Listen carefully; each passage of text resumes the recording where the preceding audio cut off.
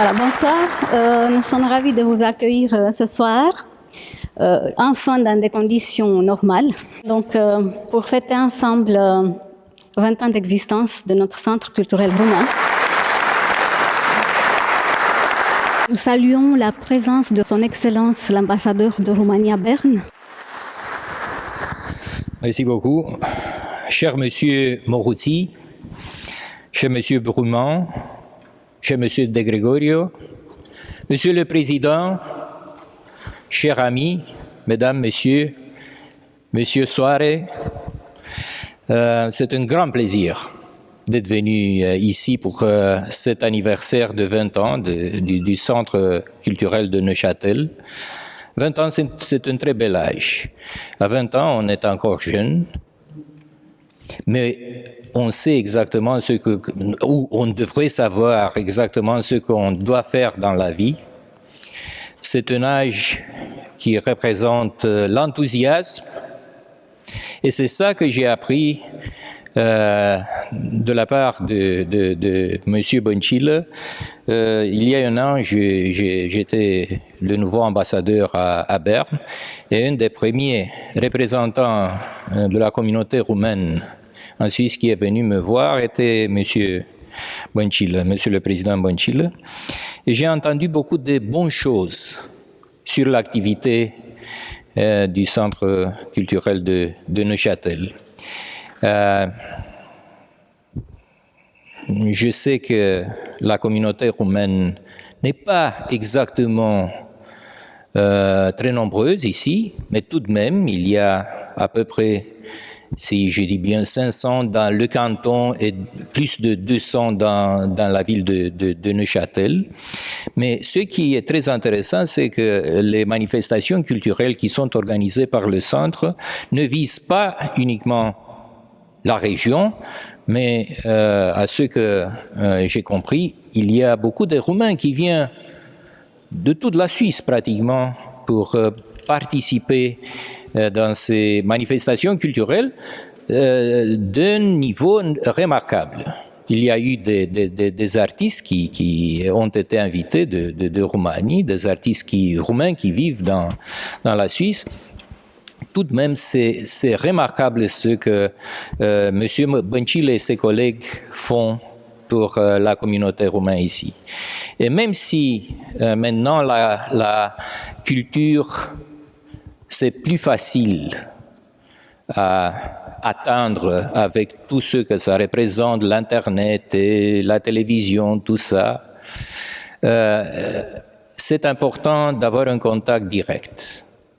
De voir sur scène les artistes, d'entendre le roumain qui est parlé dans une pièce de théâtre, de voir des chanteurs, des chanteuses. Donc c'est aussi très, très, très important. Et c'est pour ça que je suis très reconnaissant à Monsieur Boncile, ses collègues, le Centre culturel roumain de Neuchâtel. Je suis aussi très reconnaissant du soutien permanent qui vient de la part des autorités cantonales et locales pour la communauté roumaine, pas uniquement pour ce que ça représente le côté culturel, mais j'ai vu, j'ai senti, j'ai appris que la communauté roumaine est très, très bien intégrée ici en Suisse. Le fait que nous parlons une langue latine, le roumain, pour les Roumains qui vivent ici, c'est plus facile de s'intégrer dans un espace francophone. C'est ça que je crois. Donc, merci beaucoup pour tout ce que vous faites pour les Roumains et pour la communauté roumaine ici. Je ne veux pas tarder. Je ne peux pas être ici trop longtemps. Nous avons un récital aussi très, très, très intéressant du guitariste Costin Soare, un des guitaristes roumains remarquables que nous avons aujourd'hui. Donc, merci beaucoup, mesdames, messieurs. Bon anniversaire, le Centre culturel de Neuchâtel. Je souhaite beaucoup des anniversaires comme celle-là. Une longue vie pour le Centre culturel de Neuchâtel. Je vous remercie. Je remercie Son Excellence, notre ambassadeur de Roumanie à Berne, Monsieur Bogdan Mazuru. Je pense que j'ai mis votre nom, je suis désolée.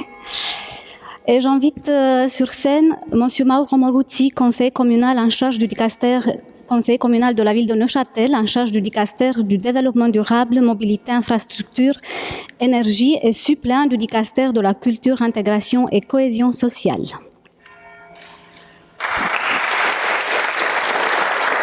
Monsieur l'ambassadeur, Excellence, Monsieur le Président, cher Monsieur Bancilia, Monsieur le représentant de la FNSI, caro Gianfranco, chers et chers amis IES, roumains, suisses, et peut-être les deux pour beaucoup d'entre vous.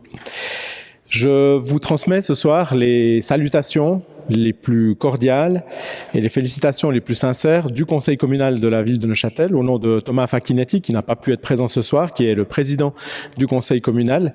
Mais comme je suis son suppléant, même si je suis responsable des infrastructures, c'est pas en tant qu'infrastructure que je viens saluer la communauté roumaine. Plutôt en tant que développement durable, je reviendrai dans un instant. J'avoue que je découvre le centre ce soir. C'est la première fois que j'ai l'occasion de rencontrer la communauté en tant que telle. Pas la première fois que je rencontre des Roumains, par contre. J'ai des amis roumains, mais j'avais pas conscience que cette communauté, en fait, était organisée et puis qu'elle était pas très grande, mais quand même pas si petite que ça. Les chiffres ont été rappelés par Monsieur l'ambassadeur tout à l'heure. Une communauté discrète, une communauté dont on entend peu parler, une communauté qui, presque par définition, est très bien intégrée pour toutes les raisons que Son Excellence a évoquées tout à l'heure. Et puis, je me suis demandé ce que j'allais vous raconter avec ça, parce que de vous dire que j'ai un copain roumain, c'est en principe, c'est bien, mais disons que c'est pas forcément quelque chose qui est très éloquent. Alors, j'ai fouillé un peu dans ma mémoire pour chercher, en fait, quels étaient les liens que j'avais pu avoir ou les souvenirs que j'avais de la Roumanie. Et la première chose qui me vient à l'esprit, c'est un concert quand j'étais à l'école secondaire d'un groupe qu'on qualifierait peut-être de folklorique roumain qui s'appelait, je me rappelle encore le nom, Frunza Verde. Ça doit vouloir dire la branche ou les feuilles vertes, en tout cas quelque chose comme ça. Alors en tant qu'écologiste, libéral, c'est quelque chose qui me fait évidemment très plaisir d'avoir ce souvenir-là. On savait qu'il y avait évidemment la personne qui était peut-être la plus connue à l'époque, c'était Gheorghe Zamfir, le joueur de flûte de Pan que vraiment tout le monde connaissait et admirait en Suisse. Après, j'ai continué de gratter un peu dans ma mémoire. Et puis, il y a bien sûr Nadia Comaneci, donc tout le monde avait admiré aux Jeux Olympiques le fameux 10 sur 10 incroyable. Puis après, j'ai cherché encore un peu plus loin, et là, ça va vous faire un peu moins plaisir. Mais il y avait George, on prononce George Hagi. Hein? Hagi. Est-ce que vous savez que George Hagi a joué à Neuchâtel, pas dans l'équipe de Neuchâtel, mais contre l'équipe de Neuchâtel? Il a même joué 2 fois, si je me rappelle bien. La première fois, il a joué avec Sportul Bucarest, j'espère que je prononce plus ou moins bien, et il a perdu 3-0, ici. Des buts de Stilicke, Rif et Jacobacci. J'étais au match. Donc, je ne suis pas si jeune, hein, vous voyez. Au match retour, il s'est vengé, il nous a mis 3 buts. Lui tout seul. Sportul a marqué 4 buts, mais nous aussi. Et c'est nous qui nous sommes qualifiés. Il est revenu quelques années après avec Real Madrid. Il a perdu de nouveau. Eh oui, Neuchâtel a battu 2 fois Real Madrid à Neuchâtel en Coupe d'Europe. Tous les Neuchâtelois le savent, les Roumains de Neuchâtel, je ne sais pas, mais je vous le signale. Mais là, il faut avouer qu'à chaque fois, au match retour, on a été écrasé, et cette fois, c'est lui qui a été qualifié. Voilà, donc c'était quelques éléments. Ensuite, j'avais entendu parler quand j'étais à l'université de Neuchâtel. L'université de Neuchâtel avait un accord avec l'université, je crois qu'on prononce Yosh. Voilà. Alors je ne sais pas si cet accord a une vie aujourd'hui, s'il a amené quelque chose, mais c'était un des 4 accords seulement à l'époque que l'université de Neuchâtel avait. Alors s'il y a des gens parmi vous qui veulent faire des recherches pas archéologique, mais disons un peu historique sur cet accord et ce qu'il a conclu, je vous invite à approfondir la chose. Je serais très intéressé de savoir ce qu'il en a été. À l'époque, il y avait le rideau de fer, hein. Donc les contacts avec la Roumanie et avec les Roumains étaient très très rares. Ce que je viens de vous dire, c'est probablement à peu près le 100% de ce qu'on a vécu dans les années jusqu'à 1989. 1989 est arrivé. Les changements politiques dramatiques, en fait, dans un premier temps, sont arrivés, et il y a eu cet élan de solidarité qui s'est concrétisé dans une opération que je pense tous entre vous connaissez ou avez entendu parler, qui s'appelait Village Roumain. C'était une opération de solidarité. En fait, Neuchâtel a participé à cette occasion, ce qui a créé quelques liens. C'est une opération qui a duré pendant plusieurs années et qui aujourd'hui, bien sûr, est terminée, mais qui a, je dirais, mis la Roumanie, en fait, dans l'espace mental des gens chez nous, et la chose qui est belle dans cette histoire, c'était un élan de solidarité. Évidemment, les événements de ces dernières semaines, en fait, ont quelques analogies, même si heureusement la situation n'était pas aussi dramatique que celle que l'Ukraine connaît aujourd'hui. Mais c'était quelque chose d'assez typique de cette tradition que les Neuchâtelois aiment bien rappeler, d'ouverture vis-à-vis de l'autre. Et quand on pense aux grands événements historiques, en fait, dans lesquels cette solidarité s'est manifestée, il y a un point commun. Ces grands éléments, c'était les Huguenots, les protestants français, qui ont été chassés de France et qui sont venus s'installer, entre autres, dans le canton de Neuchâtel, où ils ont trouvé refuge, une terre protestante, à l'abri de la loi française. Puis ensuite, il y a eu ce qu'on appelait les Bourbakis, une armée française qui était pourchassée par une armée allemande pendant la guerre franco-prussienne de 1870. Un peu plus tard, on a eu les réfugiés français et italiens, surtout de la Deuxième Guerre mondiale, qui sont pas toujours restés très longtemps, mais qui ont été accueillis dans le territoire. Alors, les Italiens un peu moins, mais disons les Français dans le territoire de Neuchâtel. Il y a eu des réfugiés juifs aussi. Ça, c'est une histoire qui est dramatique parce qu'il y en a bien sûr pas eu assez de ceux qui ont pu trouver refuge chez nous. Et puis plus tard, après la Deuxième Guerre mondiale, on a eu les crises de Tchécoslovaquie, de Hongrie, la guerre en ancienne Yougoslavie qui a amené pas mal de réfugiés et d'émigrés bosniaques en particulier, mais aussi kosovars et d'autres nations d'ancienne Yougoslavie. Et puis aujourd'hui, la situation en Ukraine. Le point commun, en fait, c'est ça qui est intéressant quand on le regarde, c'est que dans tous ces cas, il y avait une proximité culturelle, affective, j'ai presque envie de dire, européenne, au sens large du terme. Et puis, à chaque fois, la persécution ressentie d'une petite communauté par un État plus puissant, pas très démocratique. C'est un peu la ligne en fait qu'on a suivie.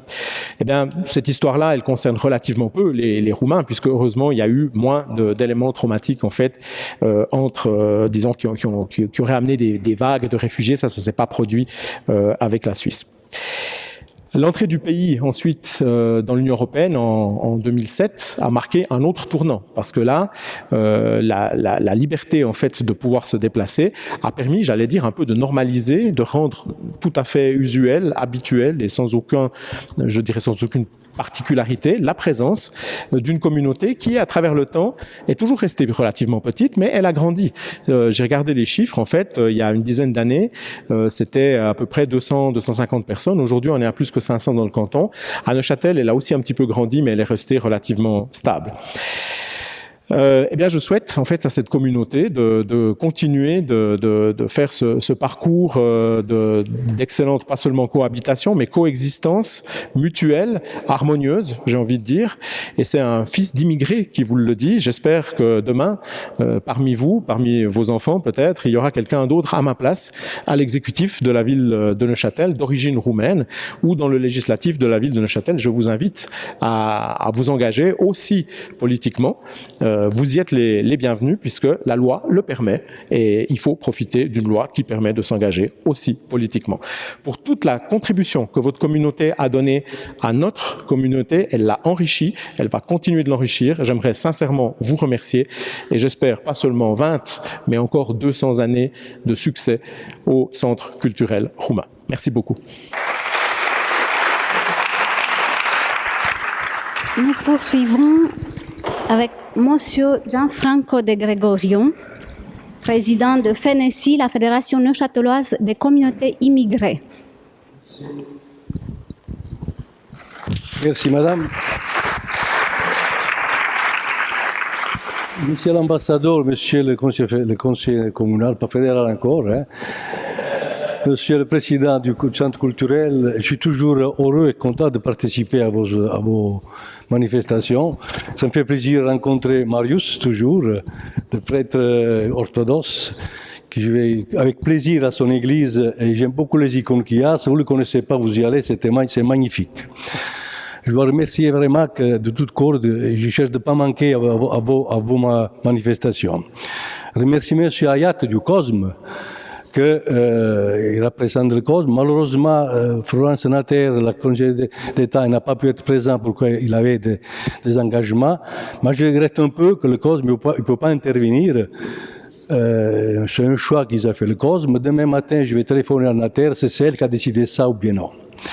Cela dit, je ne suis pas un orateur comme les gens qui m'ont précédé, hein, mais je reviens un peu plus terre à terre. J'aimerais vous faire attentif de ces deux questions. Vu que vous êtes un immigré, moi je suis arrivé à les années 60 ici, après, ces années-là, on parlait d'assimilation. Après, on a changé, on parlait d'intégration. Aujourd'hui, on parle d'inclusion. Vous voyez le chemin qu'on a fait, hein, c'est un chemin extraordinaire qu'on a fait. Et à cette époque-là, les cultures italiennes, il y avait souvent les Italiens, il y avait des Espagnols qui sont arrivés, c'était écrasé. C'est-à-dire, on devait renoncer à notre culture pour mieux nous assimiler. Et quand il y avait les enfants qui participaient à l'école de italien, M. Moruzzi, je crois qu'il doit se rappeler de cela, les Suisses, ils disaient, ah non, il faut pas aller à l'école, le cours de langue et culture italienne, autrement ils vont pas à l'école suisse, ça va pas. Aujourd'hui, après 40 ans, 50 ans, on dit, ah non, une culture des étrangers, c'est extrêmement important. Et c'est vrai, on porte une richesse à cette société, nous. Autre richesse culturelle, une richesse économique. Il y a des médecins ici qui travaillent en Suisse, il y a des ouvriers, des employés qui produisent la richesse en Suisse et à Neuchâtel, et c'est important ça. Et je crois qu'on n'est pas assez conscient de l'importance qu'on a, nous, comme immigrés dans cette société. On a, des fois, on voit pas la chance qu'on a. Nous, on a une force extraordinaire. Que c'est notre force? De participer. Qu'est-ce que ça veut dire participer? Ça veut dire, au niveau politique, au niveau culturel, au niveau de tout. Et beaucoup d'étrangers, ils ne participent pas. On n'a pas, ils ne voient pas cette chance qu'on a vraiment, qui nous donne Neuchâtel surtout. C'est pas en Suisse allemand. En Suisse allemand, on parle, à mon avis, que j'ai participé à beaucoup de réunions, d'assimilation en Suisse allemand. Mais en Suisse romande, Neuchâtel, intégration, ça veut dire participation. Et si on ne participe pas, on n'est pas intégré. On n'est pas intégré. Pourquoi on est suisse? Pourquoi Neuchâtel est ouvert? Non, ce n'est pas ça. Nous, on doit participer à la société, à la société neuchâteloise. Je ne parle pas seulement au niveau politique, mais au niveau associatif, au niveau de tout ce qui c'est de l'éventail de la société où on vit. Pour terminer, j'aimerais, je n'ai déjà parlé à Marius et puis au président, même ce Neuchâtel, comme il a dit monsieur Moruzzi, qui est une société ouverte, je suis dans la naissance du Cosme des années 60 où on est arrivé aujourd'hui, c'est extraordinaire. Mais attention, il y a un mais là. En 2019, il y a une nouvelle loi pour les étrangers. Et ça, c'est très restrictif. Ce n'est pas l'inclusion, c'est l'exclusion. C'est-à-dire, j'aimerais que vous organisez des réunions avec votre compatriote pour lui expliquer les problématiques qu'il y a, qui créent cette nouvelle loi. C'est vraiment restrictif, c'est extraordinairement exclusif, ça. Exclu des travailleurs qui sont ici, des immigrés, ils sont même 30 ans ici, mais ils peuvent être expulsés. Il y avait des expulsions faites à Neuchâtel, des expulsions qu'ils devaient faire à Zurich, mais malheureusement, heureusement, pourquoi il y a la pandémie, ils ne sont pas expulsés. Mais ça va arriver. Aujourd'hui, je viens savoir, par exemple, que le Parti libéral, les Verts libéraux, le parti de Moruzzi, ils ont proposé au Conseil fédéral de ramener pour la naturalisation, à la place d'être 10 ans en Suisse, 7 ans. Ils ont refusé ça. Vous voyez, il y a des choses qui se passent que nous, on a une force de pouvoir participer et dire non, qu'est-ce qu'on passe de ces choses comme ça. Alors je souhaite que la prochaine fois, quand on va organiser quelque chose, pour expliquer tout ce qui se passe en Suisse concernant les étrangers, mais pas seulement les étrangers. Dans la société suisse, ça se passe beaucoup de choses que nous, on vit ici, on ne le sait pas. Moi, je parle avec beaucoup de gens qui probablement ils ne savent pas qu'est-ce qui se passe. Notre rôle lors du centre culturel, c'est pas de faire politique de tel parti ou l'autre parti. C'est pas mon but d'être là, c'est pas le but de ça, mais le but de réfléchir qu'est-ce qui se passe, être en connaissance de problématiques de la société où nous on participe avec notre travail, avec vos enfants qui vont à l'école. Nous, on est là, on doit savoir qu'est-ce qui se passe. Voilà. J'arrête là, pourquoi autrement si c'est trop long. Et j'espère que la prochaine fois, on puisse parler de cette loi pour les étrangers. Les questions sociales, la loi, il va changer pour l'aide sociale. Ça va changer beaucoup de choses qui nous intéressent à nous aussi. Pourquoi, même en étranger, on est là. Qui nous intéresse. Pour être informé qu'est-ce qui se passe. Et j'espère que le COSME, il va, en collaboration avec le CICM avec le COSME, on va affronter ces problématiques extrêmement importantes pour nous. Et j'espère que d'être ici dans 20 ans, dans 10 ans, quand tu as 30 ans, et quand nous fêterons 40 ans, je suis encore là. Je ne sais pas, j'ai 77 ans, dans 40 ans, je ne sais pas si je suis encore là, mais je l'espère, vous voyez. Merci.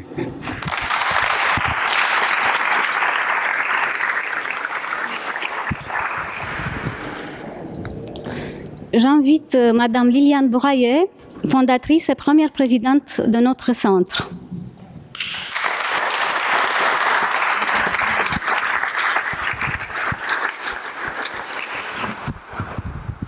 J'ai pris un papier, mais je risque bien de l'oublier, parce que je déteste ça. Vous me dites si on entend suffisamment ma voix, parce que c'est des ustensiles que j'utilise une fois tous les 10 ans. Alors, je vous dis bonsoir à tous. J'ai eu la chance, il y a beaucoup d'années, plus de 50 ans, de découvrir la Roumanie. La Roumanie par ses aspects culturels, par le peuple roumain, par l'accueil que j'y ai reçu, par tous les côtés artistiques le possible. Et mon cœur s'est ouvert à ce moment-là. Et je n'avais que 12 ans. Donc, c'est une vieille histoire.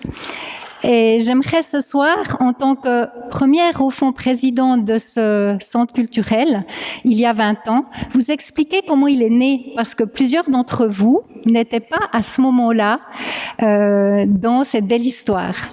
Alors il faut dire que ça a commencé en 2001 et non pas en 2002. Parce qu'en 2001, une association de Neuchâtel qui s'appelait Internos organisait des rencontres entre différentes cultures, différentes communautés. Et ils avaient organisé un festival de 3 jours où ils tiraient au sort 2 communautés. La Roumanie a dû ou a pu, parce que c'était une chance, partager 3 jours avec l'Amérique du Sud. Alors déjà, c'était très inspirant parce qu'il y avait plein de choses à partager et nous avons, avec les premiers membres futurs du centre, on s'est retrouvés, il y a eu du cinéma, de la musique, des dégustations, du théâtre, 3 jours tellement extraordinaires et avec un public tellement nombreux que ça a donné une sorte d'impulsion pour se dire oui, la Roumanie doit être connue, partagée. Les Suisses doivent découvrir les Roumains et les Roumains mieux découvrir les Suisses, ce qui a donné un début extraordinaire. Et c'est pour ça qu'en mai 2002, tout a commencé avec un petit groupe et avec un comité extrêmement motivé, plein d'idées. Et dans les premières années, puisque j'ai pu accompagner ce comité extraordinaire pendant environ 7 ans, il y a eu des expositions, il y a eu des concerts, il y a eu des moments de danse, il y a eu toutes sortes de choses apprises et partagées. Et je voudrais bien sûr pas raconter tout ce qui s'est passé parce qu'en fait, on a tous accès au site du CCRM qui permet à ceux qui ne le savent pas encore parmi le public qu'il y a tout cet historique avec des belles photos, avec des beaux souvenirs.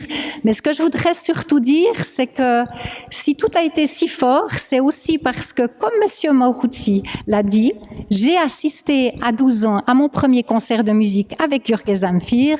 J'ai aussi dû présenter le match Suisse-Roumanie quand on m'a appelé parce que je me débrouillais un peu dans les deux langues. Et c'est des souvenirs qui rentrent, qui nous habitent et après qui donnent un tas d'idées pour qu'on vive bien ensemble. Et c'est ça le but. Et nous avons eu, par exemple, un petit souvenir juste en 2003, un peintre, Gheorghe Ciobanu, qui est venu de la région de Iași, faire découvrir aux Suisses la peinture naïve. Et je vous promets qu'il n'y a pas beaucoup de personnes qui connaissaient la peinture naïve dans notre région. Et nous avons pu habiter les lieux de l'hôtel de ville, que la ville de Neuchâtel, comme d'habitude, nous a tellement bien soutenus, nous a prêté tout le hall de l'hôtel de ville et nous avons exposé pendant 1 mois les peintures naïves de ce Gheorghe Ciobanu. Et je peux vous dire qu'un des plus beaux souvenirs, ce sont les gens, les enfants, les écoles, tous ceux qui sont venus découvrir ces peintures, cette naïveté et cet air coquin qu'il avait aussi dans sa peinture. Il y a eu des Suisses qui ont beaucoup donné à travers le théâtre, à travers la musique, puisque certains d'entre vous savent bien que les orchestres de Roumanie qui sont venus ici ont eu comme soliste notre flûtiste de Pan, Cédric Monin, qui joue depuis l'enfance qu'il a vécue avec moi à l'école. Donc, quand on avait 12-14 ans, on n'écoutait que cette musique-là. Donc, les Suisses et les Roumains ont toujours trouvé le moyen d'apprendre ensemble, de partager, de vivre ensemble et de se réjouir. Alors, tout simplement, ce que je pense pour le futur, c'est cette bonne recette, le respect entre nous, l'envie de se connaître, l'envie de se découvrir, l'envie de partager, l'envie de voyager, et que les Roumains se sentent très bien en Suisse puisque c'est mon pays, j'y suis née, je suis née à Neuchâtel, et remercier les Roumains pour l'accueil qu'ils continuent de nous faire quand on va là-bas. Donc, un tout bel anniversaire et qu'il y ait encore beaucoup, beaucoup d'années avec de beaux projets à partager tous ensemble. Merci beaucoup. Vous voyez, il est resté là.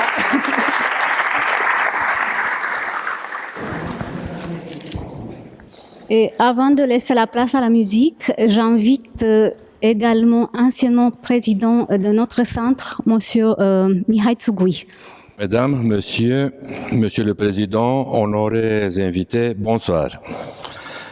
À de tels moments, c'est l'occasion de regarder aussi un peu en arrière et de faire aussi un bilan. J'ai eu le plaisir et l'honneur d'être le président du CCRN pendant 8 ans. Pendant les 8 ans, nous avons eu l'occasion et le plaisir aussi d'organiser des manifestations ponctuelles chaque année. Par exemple, la fête du printemps, la blouse blanche, la commémoration de notre poète national Mihai Eminescu à Vevey. Mais en plus de cela, chaque année, on a organisé aussi des autres manifestations, comme par exemple des salons littéraires artistiques avec des invités suisses et roumains, des expositions de peinture au péristyle. Parmi ces expositions, comme ma collègue a précisé, c'était aussi le peintre Ciobanu, des spectacles de théâtre, des concerts de piano et de violon, mais aussi des grandes manifestations, comme par exemple une manifestation que je me rappelle très bien, intitulée Bucarest, hier, aujourd'hui et demain. Aussi, le jubilé de 10 ans du CCRN à la maison Valier. Des expositions de photos aussi au péristyle.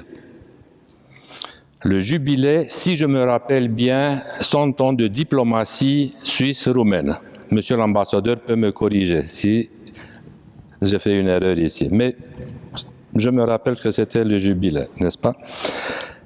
Des projections de films, etc., etc., etc. Toutes ces manifestations ont été organisées par le comité directeur du CCRN avec l'aide de la ville de Neuchâtel. Encore une fois, un grand merci à toutes et à tous. Merci beaucoup, bon anniversaire et à la prochaine. Merci beaucoup.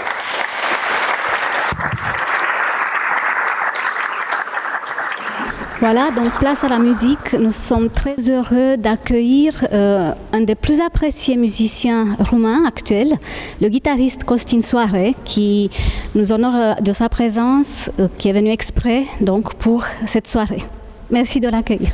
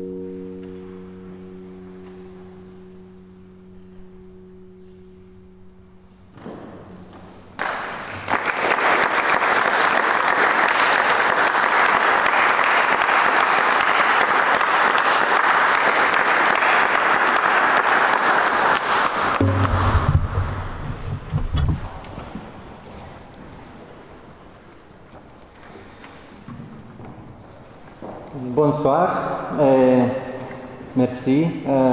Je suis très heureux d'être ici. Mon français n'est pas très bien, mais je comprends la langue française, mais je n'ai pas l'exercice de parler le français. J'ai fait un petit changement dans le programme parce que nous sommes dans une église. J'ai commencé avec un Fantasia del quarto tono d'un compositeur espagnol qui a vécu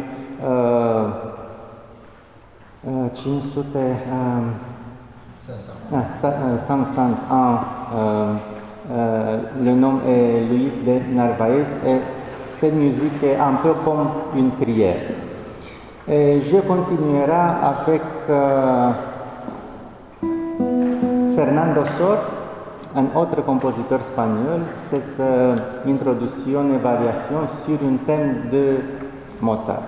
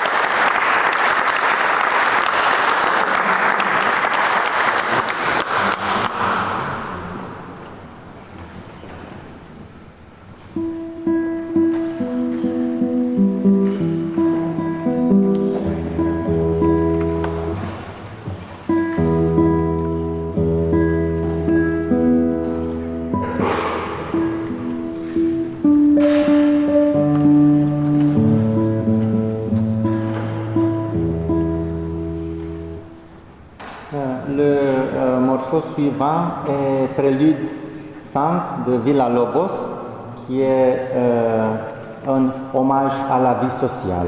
Et puis, je jouerai Asturias par Isaac Albéniz.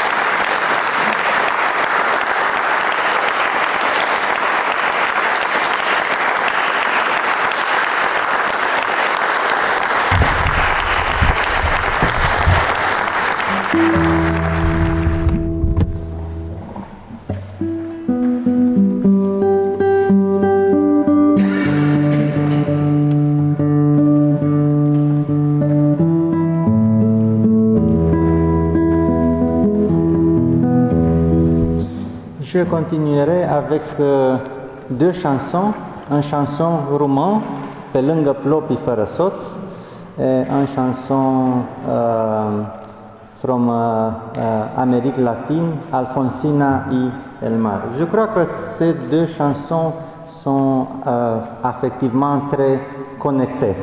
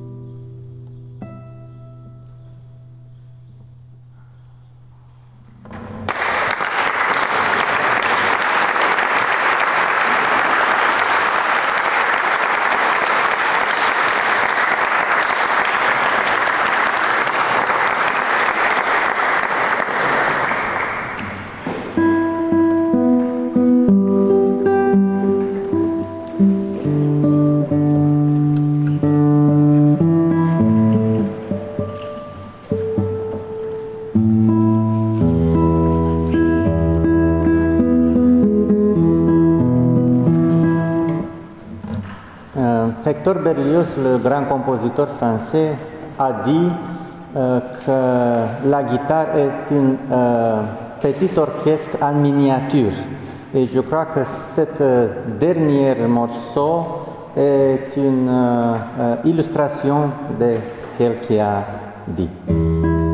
Gran Jota de Francesco Tárrega.